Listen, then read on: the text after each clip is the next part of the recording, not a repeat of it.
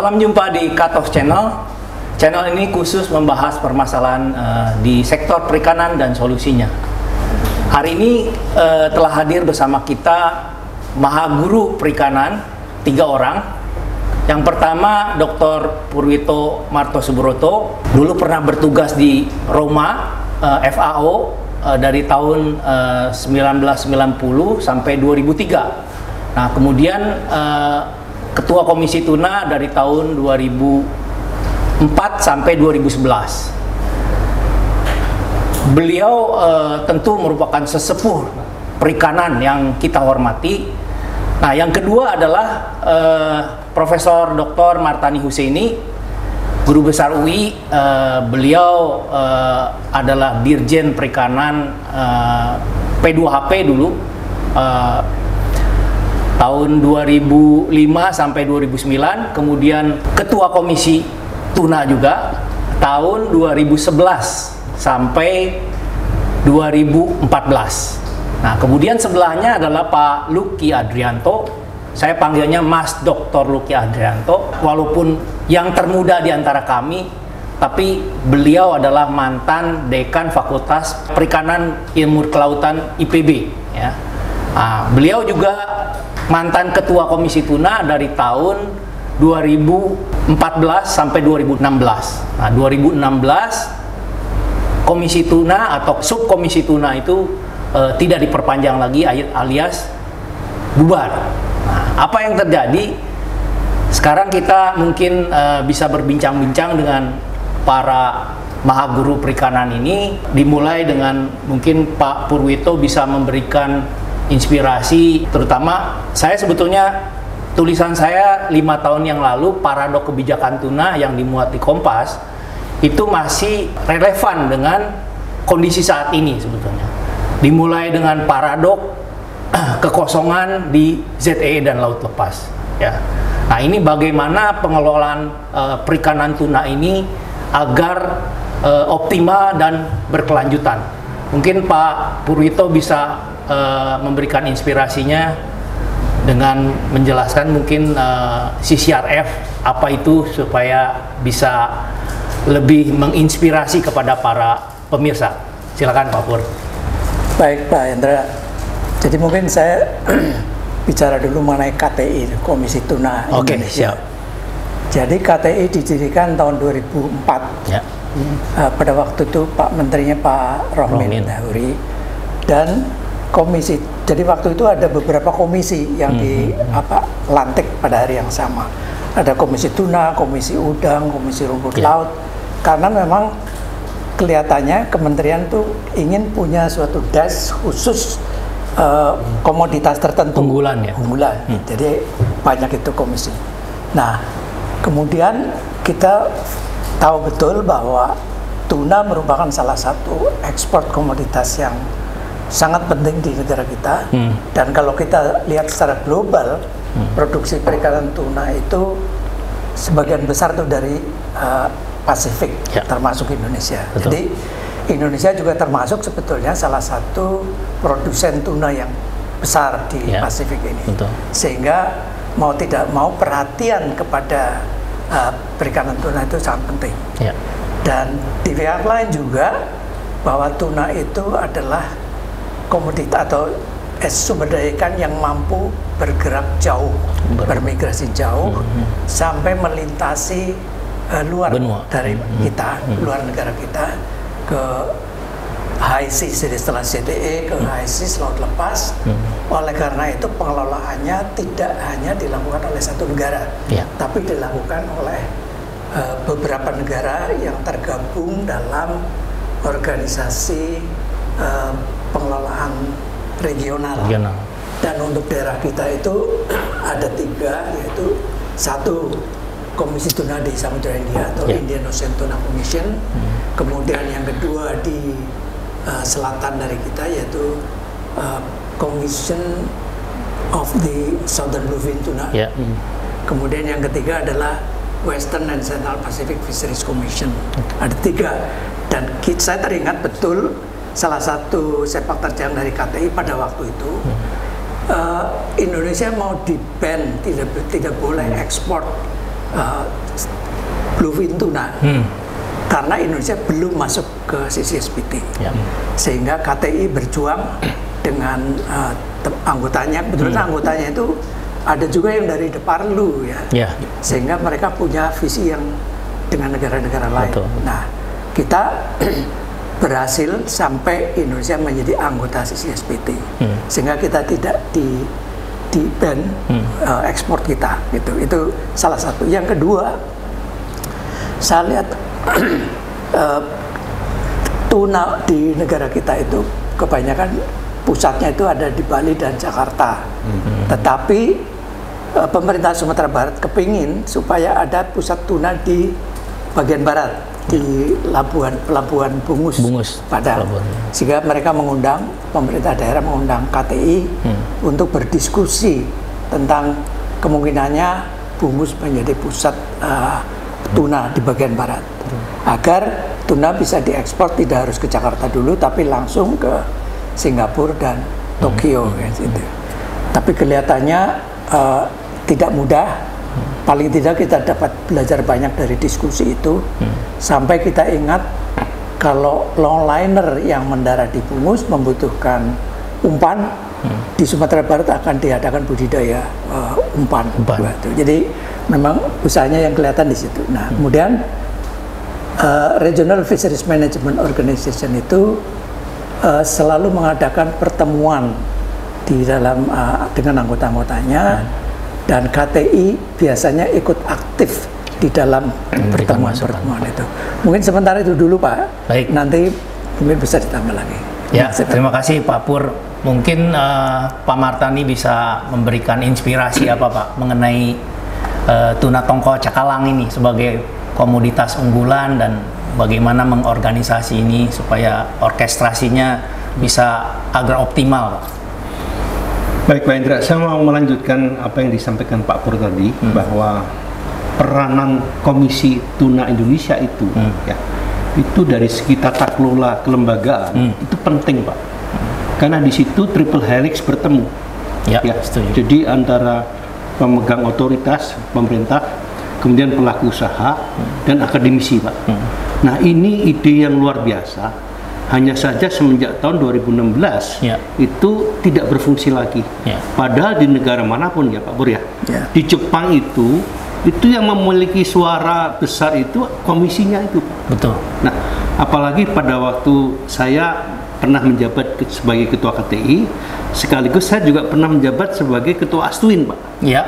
Kita ngurusin 13 kapal longline, sekarang 0. Ya. Nah, jeritan atau suara-suara yang sumbang ini mestinya didengarkan oleh pemerintah, Pak. Ya, kenapa kok sampai pemain-pemain tuna yang longline itu sekarang berguguran semua? Nah, kalau kita lihat statistiknya yang cut off sudah menyajikan itu, 3 komoditas besar Indonesia itu kan tuna, udang, rumput laut, dan itu komisinya ada semua situ. Bahkan yang terakhir-terakhir itu ada komisi sidat juga, Pak. Nah ini yang barangkali perlu dipikirkan oleh pemerintah atau Kementerian Kelautan dan Perikanan, bahwa suara-suara dari masyarakat, suara-suara dari pelaku usaha, dari akademisi ini harus ditampung, Pak. Nah, kelembagaan ini namanya KTI. Nah, kalau ini tidak diadakan, maka pemerintah mengambil kebijakan basisnya apa? Nah, ini penting, Pak. Oleh karena itu barangkali nanti Pak Luki sebagai akademisi ya, dan beliau tahu persis mengenai komoditas tuna ini, nanti kita dengarkan semua. Kalau saya kan pernah menjadi pelaku di dalam birokrasi itu, sampai permasalahan-permasalahan kita mau diembargo dan sebagainya, sampai yang laut lepas ini sekarang lepas sama sekali, Pak. Artinya lepas sama sekali. Karena kalau longline itu tidak dikerjakan oleh orang Indonesia, kuotanya kan diambil sama negara lain. Nah, ini gimana nanti cara menyelesaikan? Mungkin Pak Pur sama Pak Luki lah yang akan bisa menjawab. Jadi betul-betul Komisi Tuna ini sebagai wadah dan saluran aspirasi dari berbagai mungkin terakhir bukannya triple helix tapi pentahelix ya, masuk komunitas juga kan. Terakhir sudah ada masuk NGO juga kan. Sayangnya triple helix saja mati. dimatikan ya. Iya, iya. Padahal dari segi pembiayaan nggak banyak Pak. Uang rapat, kemudian bagaimana policy brief itu dihasilkan oleh KTI ini. Betul. Jadi ada kuncinya sebetulnya di situ dialog ya. Dialog. Ya. Dialog bukan hanya satu arah, bukan monolog, tapi dialog itu berarti ada dua arah. Yes. Ada komunitas yang di situ yang sebagai wadahnya KTI itu mewadahi akademisi, businessman dan government. Sehingga nanti grafik yang menurun tadi mestinya didialogkan juga. Tapi karena komisi sudah tidak ada, siapa dialog dengan siapa, ini masalah yang harus dijawab oleh para akademisi, para praktisi, ini yang harus kita selesaikan. Itu menurut saya seperti itu. Betul. Nah, saya sebetulnya kebetulan saya ikut jadi anggota Komisi Tuna kan sejak 2004 nih, sejak didirikan dan ketuanya Pak Pur. Nah, yang sampai Pak Martani dilanjutkan kemudian Pak Luki Adrianto, ya. Nah, Mas LA ini ibaratnya ini yang walaupun terakhir, tapi ini yang terbebani nih Pak, karena istilahnya terakhir ini malah tidak diperpanjang, ya.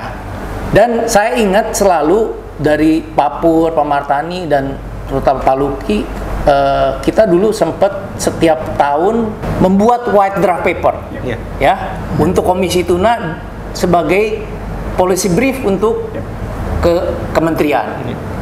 Mungkin dari Pak Martani kita tolong Pak Luki bisa memberikan inspirasinya, Pak. Pak Martani itu akademisi juga. Jadi beliau itu sangat sangat pentahelik kalau. Iya. Jadi beliau pernah menjadi government part of that, kemudian pernah menjadi business players, kemudian akademisi tidak perlu disebut. Yang terakhir ya civil society, beliau kan juga mensupport semua. Jadi sebetulnya gini, saya masih ingat sekali 2004 saya diberi tugas oleh kementerian untuk menulis atau menyusun yang disebut dengan naskah akademik. Pentingnya Komisi Tuna. Jadi I wrote that. Jadi kenapa kok perlu ada Komisi Tuna? Ya secara prinsip tadi sampaikan oleh Pak Pur dan Pak Martani, karena tuna is not just about fish gitu. Dia adalah sebuah strategic commodities yang kebetulan selain sifatnya highly migratory, dia juga sangat strategik secara ekonomi. Dan yang ketiga, urusannya tidak hanya soal ikan as biological feature. Apa artinya? Karena highly migratory ya perlulah diplomasi internasional. Karena terkait dengan strategic ekspor komoditis perlu dong market intelligence, terutama ekspor. Jadi istilahnya diplomasi perlu. Berikutnya karena dia sebuah komoditas yang saya sebut sebagai biological feature, maka scientific base harus kuat kan. Berapa jenis ikan tuna di kita, berapa yang ada di riwayat, tadi Pak Pur sampaikan ada 3 itu di mana saja, itu perlu scientific, perilakunya, spawningnya dan seterusnya.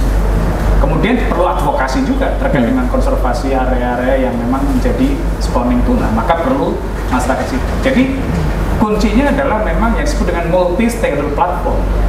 Nah, Komisi Tuna itulah yang sebetulnya adalah implementasi real dari saya sebut sebagai fisheries multi-stakeholder platform. Yang waktu itu ya kalau pakai sekarang SDG ya Pak, 4 aja kan pilarnya. Government, akademisi, business player, civil society. Oke lah, civil society tambah lagi ada media, ada segala macam, mungkin jadi peta. Tapi prinsipnya ada 4. Nah di Komisi Tuna itu ya 4. Ada semua itu, saya nggak usah sebut. Nah sekarang pertanyaannya, apa yang terjadi sampai 2016 ketika saya meneruskan tugas Pak Martani memimpin komisi ini. Betul Pak, jadi waktu itu kita perkuat yang namanya white paper itu. Supaya setiap tahun tuh ada apa yang terjadi, what's going on dengan our tuna fisheries ini. Nah itu yang dikerjakan oleh tadi 4 pilar tadi, sehingga informasi bisnis, informasi scientific, informasi advokasi di lapangan, termasuk bagian diplomasi itu tercangkup di dalam namanya white paper itu. Itu yang menjadi bahan ketika misalnya kementerian harus ikut RFMO meeting atau sidang-sidang internasional yang menunjang tuna, sehingga kita tidak harus berangkat ke luar loh. Kita jarang loh pergi keluar loh waktu itu ya, waktu zaman-zaman. Tapi kan memberikan bekal kepada delegasi pemerintah ini loh. Maka selalu saya masih ingat, misalnya minggu depan ada pertemuan di ASEAN Tuna Working Group atau pertemuan RFMO, maka minggu ini kita siapkan Pak ya, kita ketemu dengan para calon-calon delegasi. It's not, jadi menurut saya sangat efisien kerja komisi itu, maaf ya, tidak harus dengan fasilitas mewah, tapi karena waktu itu kita pengennya adalah seperti Jepang tadi, karena memang betul referensi waktu saya nulis naskah akademik itu adalah Japan Tuna Incorporation itu Pak. Bahwa kalau dalam konteks perikanan tuna, maka Jepang total football. Thailand juga sama waktu itu kan, saya sering ceritakan kalau Thailand yang delegasi hadir, maka di belakangnya ada kawan-kawan yang tadi multi steel platform tadi. Nah, poin saya terakhir adalah sebelum nanti kita diskusi yang lain adalah bahwa tuna ini makin kesini, menurut hemat saya ini mungkin saya harus semangati juga kawan-kawan di pemerintahan, makin kesini memang makin bagus dalam tanda kutip ketika kita bicara konsep planning dan manajemennya Pak. Contoh sudah ada RPP kan, yang tadinya kita nggak ada apa itu udah mulai RPP namanya TTC ya. Sekarang diganti menjadi TCT, ya, tuna, cakalang, tongkol, karena urutan dari sisi nah itu sudah ada, sudah 2 kali malah, dia sudah 2 kali periode RPP.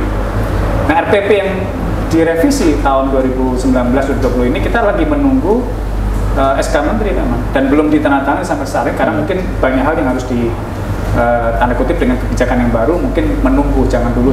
Tapi intinya semakin kesini kementerian sebetulnya sudah mulai sadar bahwa pengelolaan tuna itu harus serius, maka ada harvest strategi, ada harvest control. Itu kan suatu hal yang bagus. Yang tadinya maaf ya nggak ada apa itu, padahal RFI itu clear kalau nggak ada harvest strategi ya gimana tadi peran kita.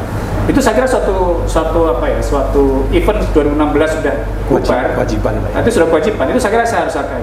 Tetapi memang 2000 terutama 2018-19 ini kawan-kawan sudah mulai sadar perlunya lagi model ini Pak. Saya masih ingat tahun 2018 ketika Bali Tuna Conference, yang waktu itu kita jadikan platform sebagai tanda kutip another Bangkok Tuna Conference gitu ya, sehingga ada Bangkok terkait dengan bisnis, lalu Bali Tuna Conference untuk yang terkait dengan manajemen governance gitu kan. Sepakat waktu itu ya bahwa kita ingin membangun kapasitas MSP itu, namanya apa terserah gitu. Maka terakhir sebelum kemudian jadi zero lagi adalah kementerian sudah menyiapkan apakah nanti komisi tuna ini akan menjadi bagian dari Komnas Jiskan atau berdiri sendiri. Itu sudah sampai skenario seperti itu. Saya kira Pak Pur dan saya ikut terlibat dalam persiapan itu ya, dalam akademik draft. Tapi lagi-lagi memang kelemahan kita adalah begitu policy ini nggak runtuh, nggak continue, akhirnya jadi terus hilang lagi. Nah mudah-mudahan dengan publik melihat ini sebagai hal penting dan kita hargai bahwa pemerintah sudah bekerja dengan baik, ya kita tinggal ketok palu aja. Nggak apa-apa, nggak harus berdiri komisi, tapi sebagai bagian dari working group yang sifatnya harus MSP.